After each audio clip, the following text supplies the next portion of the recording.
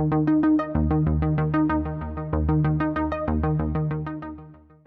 Friends, welcome to एप्साउटर्स। तो आज के वीडियो में हम जानेंगे सीएसएस के सिंटैक्स के बारे में कि सीएसएस का सिंटैक्स काम कैसे करता है और इसको कैसे हम लिखते हैं। तो आज के इस वीडियो में बहुत ही आसानी से, बहुत ही सिंपल तरीका मैं बताऊंगा, जिससे आपको याद करने की भी ज़रूरत नहीं है कि सिंटैक्स कैसे वर्क करता है। तो बहुत ही मैं सिंपल एग्जाम्पल के साथ आपको समझाने की कोशिश करूँगा। तो चलिए इस वीडियो को स्टार्ट करते हैं। तो देखिए, सिंटैक्स क्या होता है। सिंटैक्स बेसिकली एक तरीके से रूल्स होता है कि उसी रूल को फॉलो करके आपको लिखना है।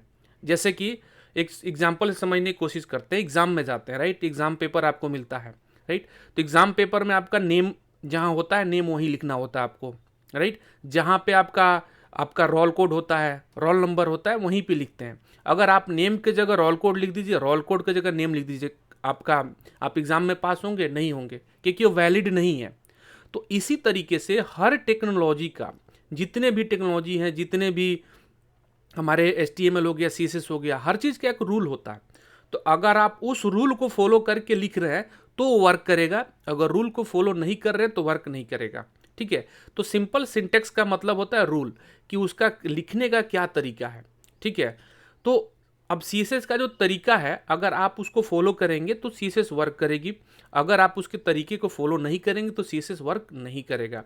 तो चलिए एक समझने की कोशिश करते हैं कि CSS का बेसिकली सिंटेक्स कैसे काम करता है। तो इसके लिए चलते हैं W3SQL वेबसाइट पे, जहाँ पे थोड़ा सा एग्जांपल दिया, मैं इसे समझाने की कोशिश आपको करता हूँ। तो देखिए, ये CSS सिंटेक्स का चैप्टर है। तो यहाँ पे बताया गया है कि CSS जो होता है, रूल होता है जो कि सेलेक्टर और डिक्लेरेशन ब्लॉक के बिहाफ पे काम करता है। ये मैं बताऊंगा सेलेक्टर और डिक्लेरेशन ब्लॉक क्या होता है, इसमें कंफ्यूज होने की ज़रूरत नहीं है। यहाँ पे देखिए कि यहाँ पे एक पिक्चर है जिससे हम बहुत ही आसानी से समझ सकते हैं कि CSS सिंटेक्स कैसे लिखा जाता है। तो देखिए, CSS के सिंटेक्स को लिखने का दो पार्ट होता है। पहले पार्ट को हम बोलते हैं सेलेक्टर। यहाँ पे देखिए सेलेक्टर लिखा हुआ है, ये सेलेक्टर होता है।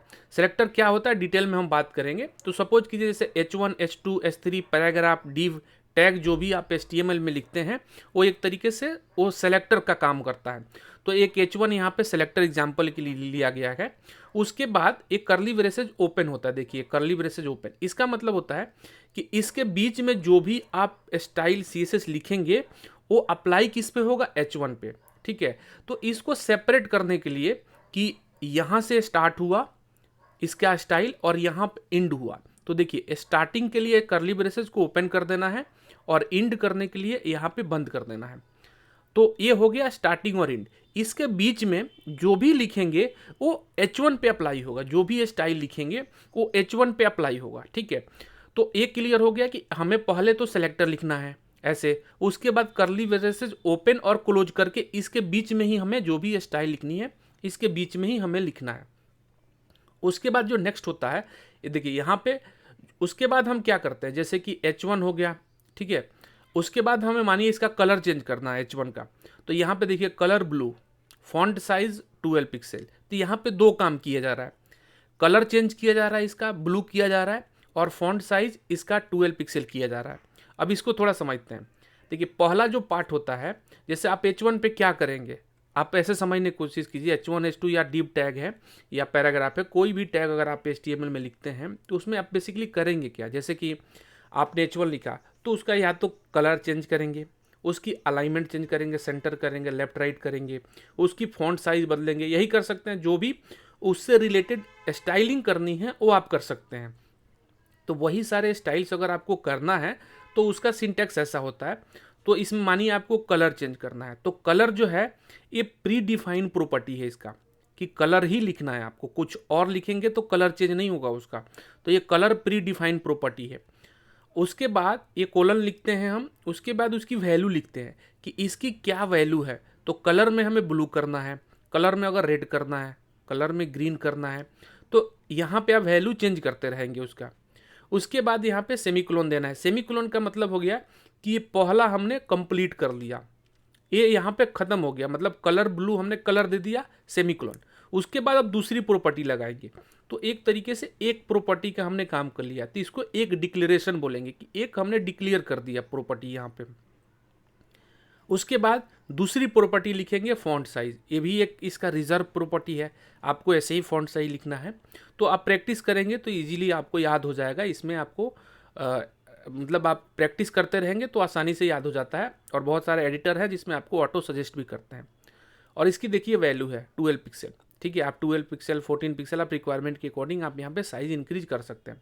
उसके बाद फिर सेमीकोलन है। तो देखिए यहाँ पे दो काम किया जा रहा है, कलर ब्लू और फॉन्ट साइज चेंज किया जा रहा है, और दोनों को देखिए सेमीकोलन से एंड किया गया है। तो इसका मतलब है कि इसका ये एंडिंग है सेमीकोलन, इसका भी एंडिंग है सेमीकोलन, ठीक है।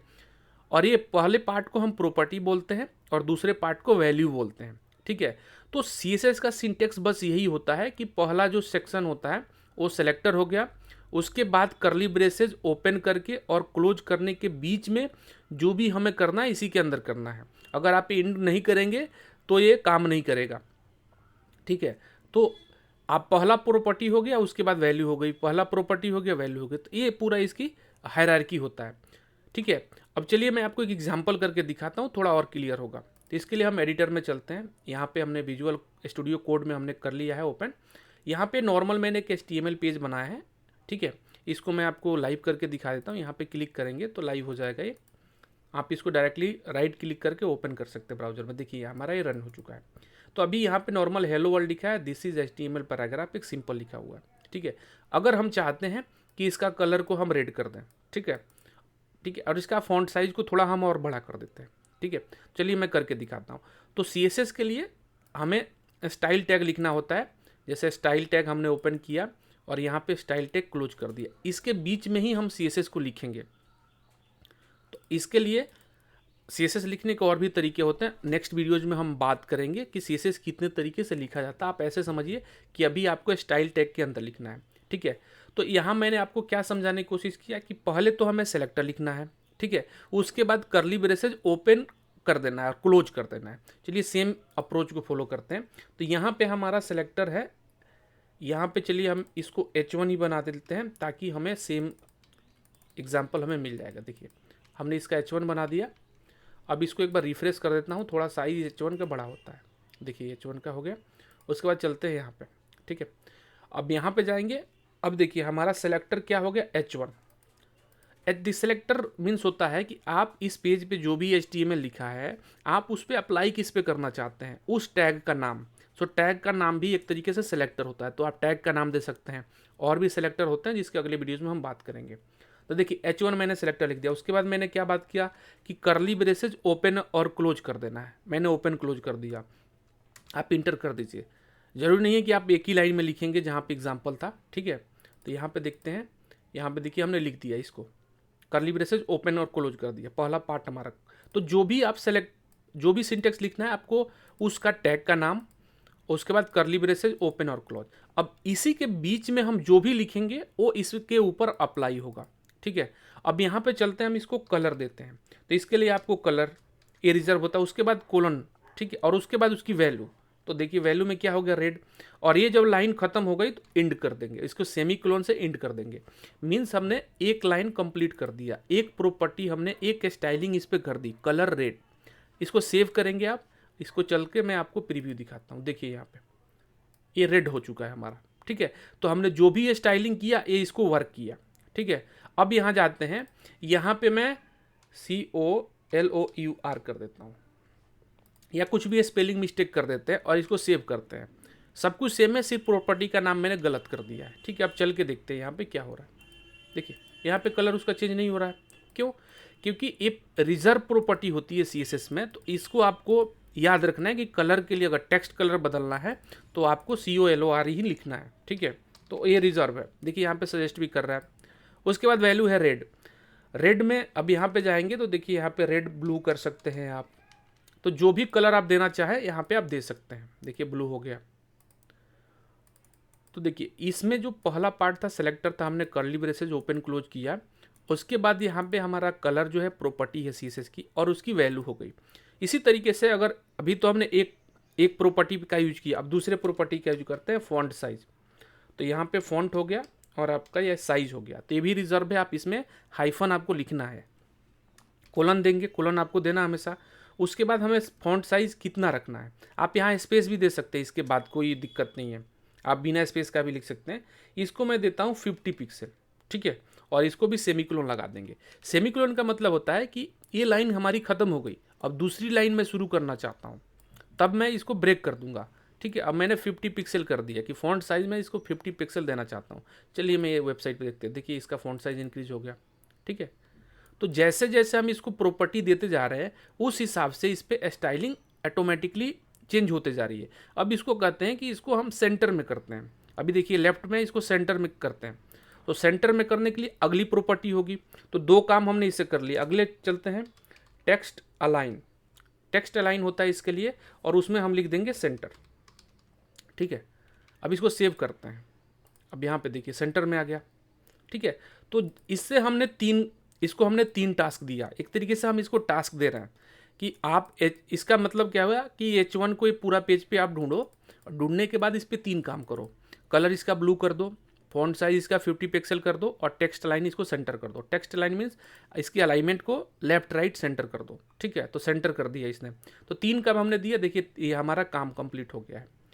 तो देखिए आई होप आपको क्लियर हो रहा होगा सिंटैक्स क्या होता है। अब देखिए अगर आपको पैराग्राफ पे करना है इसका, तो हम सेलेक्टर लिखेंगे सबसे पहले। तो सेलेक्टर क्या है, पी टैग है। उसके बाद कर्ली ब्रेसेस ओपन और क्लोज कर देंगे, दैट्स इट। उसके बाद हम प्रॉपर्टी लिखेंगे। तो जैसे इसमें मैं कलर रेड करता हूँ। ठीक है, और इस पे कलर, उसके बाद कोलन लिखेंगे, और उसके बाद उसकी वैल्यू तो रेड लिख देता हूँ मैं। उसके बाद सेमी कोलन इंड, उसके बाद सेव कर देंगे इसको। अब देखिए यहाँ पे जाएंगे, यहाँ पे देखिए पैराग्राफ का कलर यहाँ पे चेंज हो चुका है। ठीक है, यहाँ पे फ़ॉन्ट साइज़ भी मैं लगा के दिखा देता हूँ आपको। फ़ॉन्ट साइज़ दे देते हैं, इस पर 30 पिक्सल कर देते हैं। सेव करता हूँ मैं। देखिए यहाँ पे फ़ॉन्ट साइज़ इसकी इंक्रीज हो चुकी है। राइट, तो इस तरीके से बहुत ही आसान है CSS में आपको कोड करना। आपको सिर्फ थोड़ा बहुत प्रॉपर्टी का आइडिया होना चाहिए, वैल्यू का आइडिया होना चाहिए। उसके बाद आप आसानी से इसको प्रैक्टिस कर सकते हैं। तो आप इसको प्रैक्टिस कीजिए, जितना प्रैक्टिस करेंगे उतना ही आपको क्लियर होगा। तो सिंटैक्स में कोई कंफ्यूज होने की ज़रूरत नहीं है कि इसका हम सिंटैक्स कैसे लिखते हैं। सो बेसिकली सिंटैक्स सिंपल है। सेलेक्टर कर्ली ब्रेसेज को ओपन क्लोज करना है, उसके अंदर प्रॉपर्टी होगी फर्स्ट पार्ट, सेकेंड पार्ट उसका वैल्यू होगा, और सेमी कोलन से इंड कर देना है। ठीक है, तो बस आज के ट्यूटोरियल में बस इतना ही। सो आई होप आपको वीडियो पसंद आया होगा। अगर वीडियो पसंद आए तो चैनल को सब्सक्राइब करें, लाइक करें, कमेंट करके अपना फीडबैक देना ना भूलें। चलिए मैं आपसे अगले वीडियो में मिलता हूँ, तब तक के लिए गुड बाय।